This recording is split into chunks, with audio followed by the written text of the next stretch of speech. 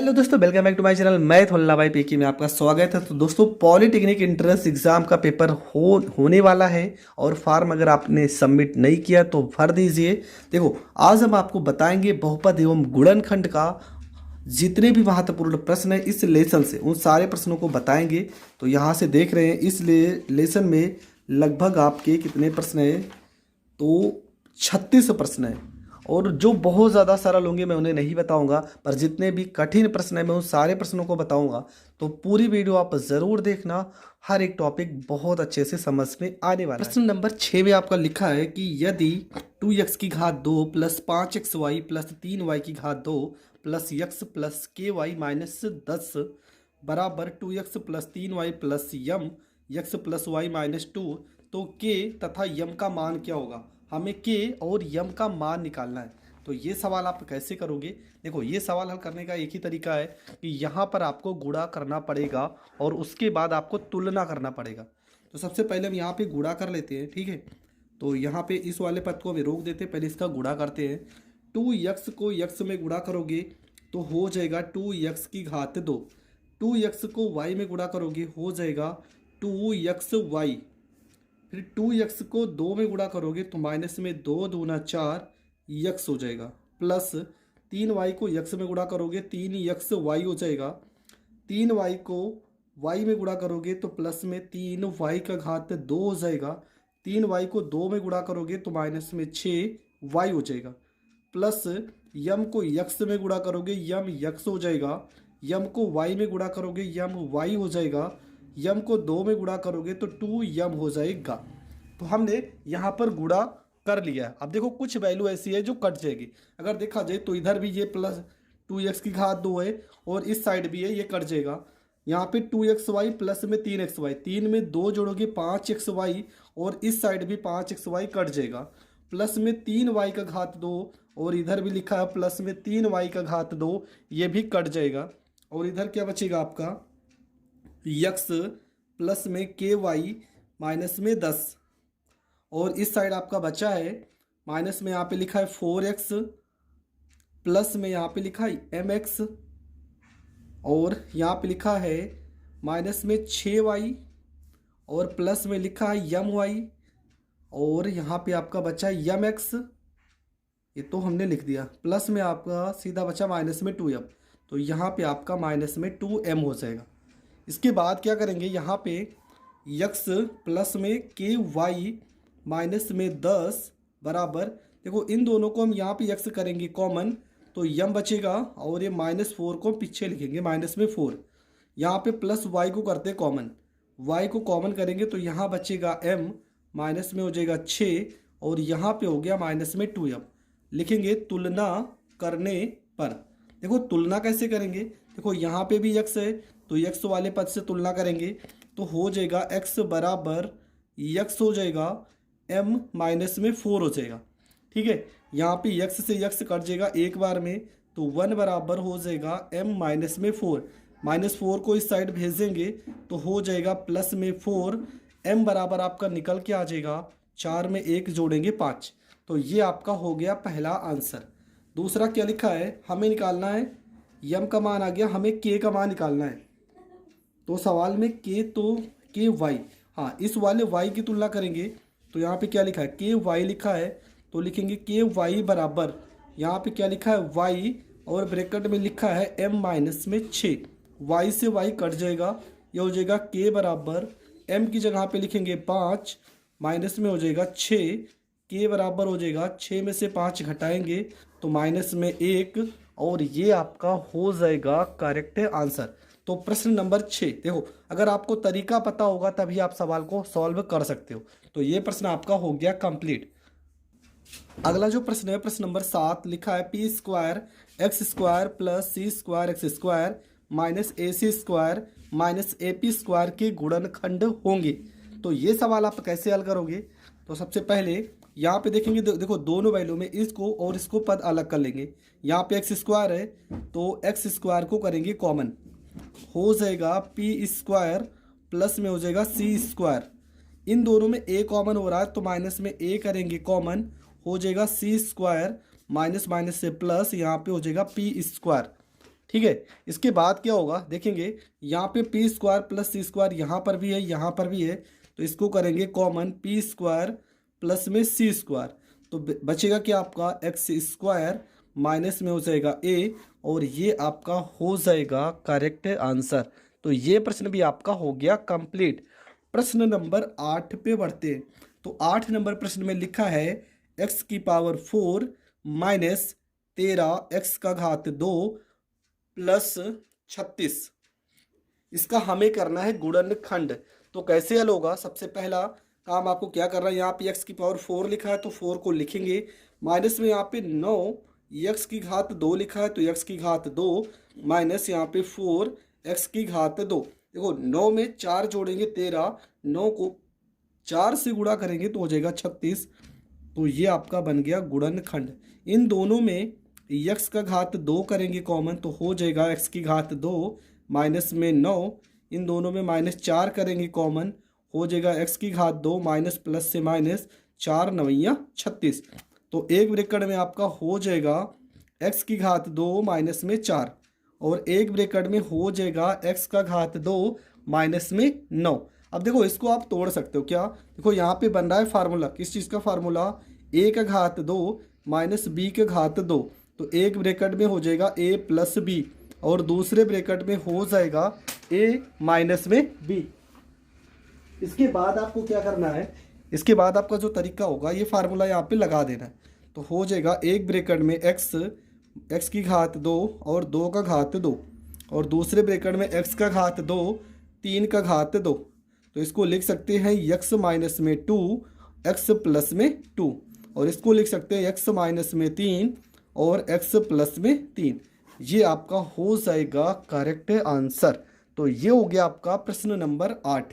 तो प्रश्न नंबर 9, देखो प्रश्न नंबर 9 में क्या लिखा है, तो प्रश्न नंबर 9 में लिखा है कि व्यंजक 3y का घात 3 प्लस y का घात 2 माइनस 19y प्लस 6 को y माइनस 3 से विभाजित करने पर शेषफल क्या होगा। तो देखो शेषफल निकालना है, तो इस तरह का सवाल कभी भी आए तो क्या लिखा है, y माइनस में 3 बराबर आपको लगा देना है 0, माइनस 3 को इस साइड भेजेंगे तो हो जाएगा प्लस में 3, और यहाँ पे आपका वैल्यू है 3 y का घात 3 प्लस y का घात 2 माइनस 19y प्लस में यहाँ पे 6। तो आपको क्या करना है, यहाँ पे लिखना है 3 y की घात 3 का वैल्यू हो जाएगा 3 का घात 3 प्लस 3 का घात 2 माइनस 19 गुणे 3 प्लस में 6। 3 का घात 3 करेंगे तो हो जाएगा 27, ये हो जाएगा 3 गुणा 27 प्लस 3 का स्क्वायर करेंगे तो 9, 19 को 3 से गुणा करेंगे 57 प्लस में हो जाएगा 6 हो जाएगा।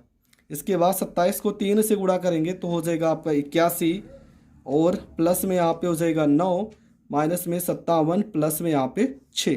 81 में 9 जोड़ेंगे 90, 90 में 6 जोड़ेंगे 96 माइनस में हो जाएगा 51, तो घटा देंगे 6 में से 1 जाएगा तो यहाँ पे हो जाएगा 5, 9 में से 5 जाएगा यहाँ पे हो जाएगा 4, तो ये आपका हो जाएगा 45। ठीक है, तो यहाँ पे y माइनस 3 था, 3 को इधर भेजे प्लस 3, प्रश्न में आपका 3 y का घात 3 प्लस y का घात 2 माइनस 19y प्लस 6, तो y की जगह पे 3, 3 का क्यूब करेंगे तो आपका 27 आएगा, 27 को 3 से गुणा करेंगे 81, 3 का स्क्वायर यहाँ पे 9 हो जाएगा, 19 को 3 से गुणा करेंगे 57, और यहाँ पे आपका हो गया प्लस में 6।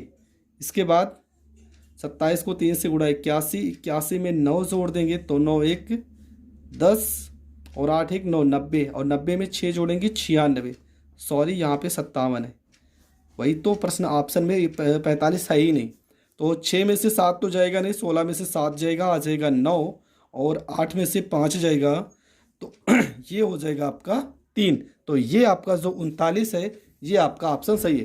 तो 45 तो ऑप्शन में था नहीं इसलिए हमने दोबारा चेक किया, तो आपका जो 39 होगा ये करेक्ट आंसर होगा, और प्रश्न नंबर 8 का आंसर ऑप्शन नंबर ए होगा।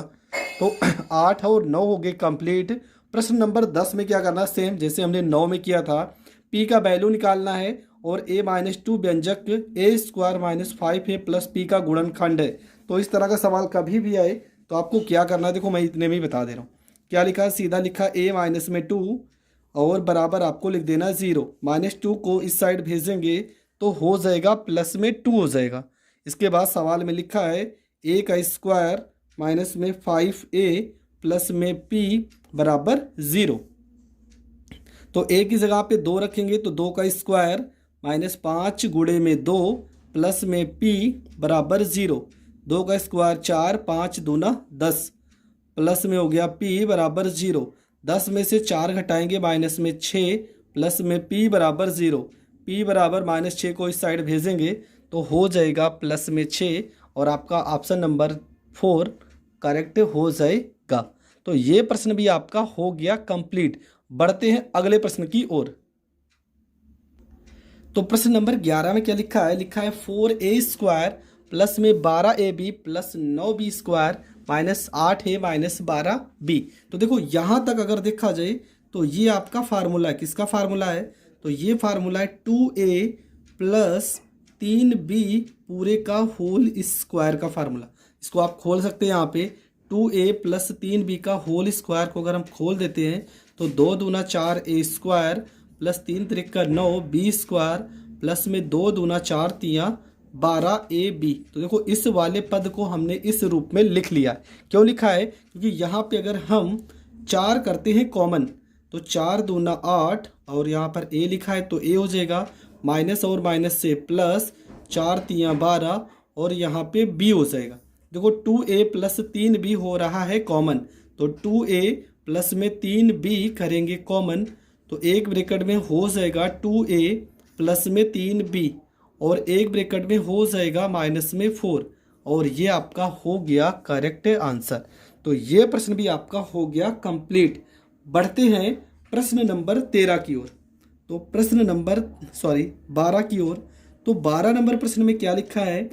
x का घात 3 माइनस x का घात 2 y का घात 2 माइनस z का घात 2 प्लस में 2yz माइनस प्लस में x प्लस में y माइनस में z।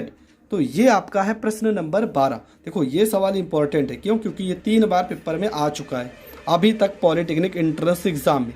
तो हम करेंगे क्या? यहाँ पे हो गया आपका x का घात 2, यहाँ से लेके देखो माइनस को करते हैं कॉमन तो ये हो जाएगा y का घात 2 माइनस है तो प्लस में z का घात 2 और माइनस प्लस से माइनस 2yz हो गया और प्लस में ये आपको ब्रैकेट में लिख देते हैं x प्लस में y माइनस में z।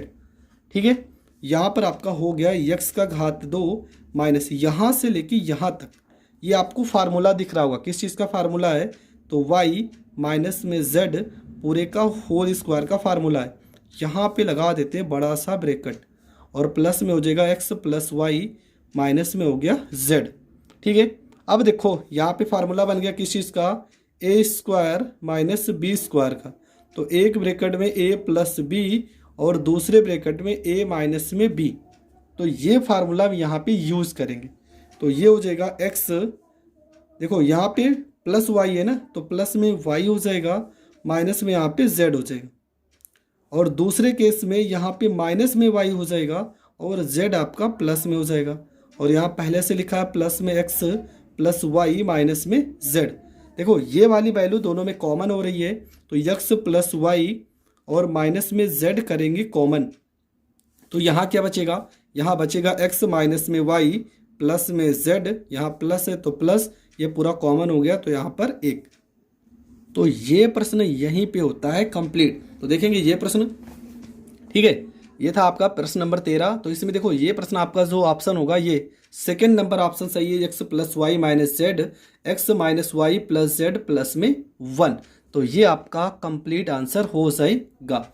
इसके बाद का जो प्रश्न है प्रश्न नंबर 13।